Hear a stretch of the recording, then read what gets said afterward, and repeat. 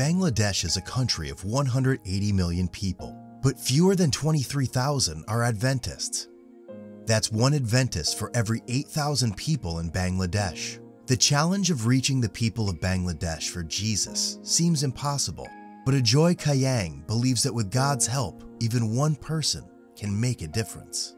Ajoy Kayang is a global mission pioneer in rural Bangladesh and has worked with the villagers in his region for several years. When he first came, the people held tightly to their traditional religious beliefs, but Ajoy prayed that the people would let go of their gods and rituals and learn about Jesus. How would God answer Ajoy's prayers?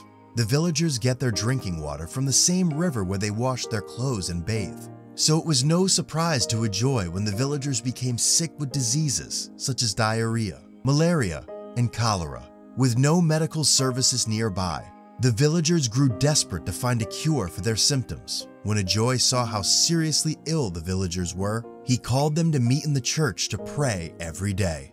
At the end of the week of prayer, Ajoy noticed that many of the sick were recovering. They could also see the healing. As a result, many asked to follow Jesus. Today, most of the villagers are Christians, but even though they have received the opportunity for spiritual healing, they remain in need of resources to guarantee a dignified life.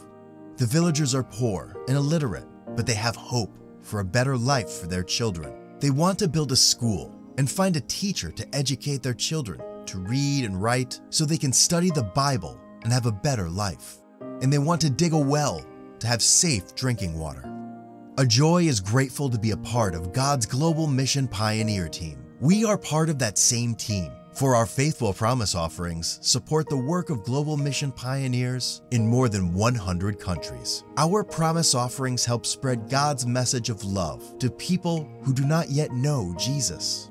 When we propose a determined percentage of our income to be regularly given to God as promise offering, it may not represent a large offering, but when it is combined with the giving of many others around the world, a constant flow of resources will be sent as God blesses us, and it will water the seed of the gospel that has been planted by our faithful missionaries.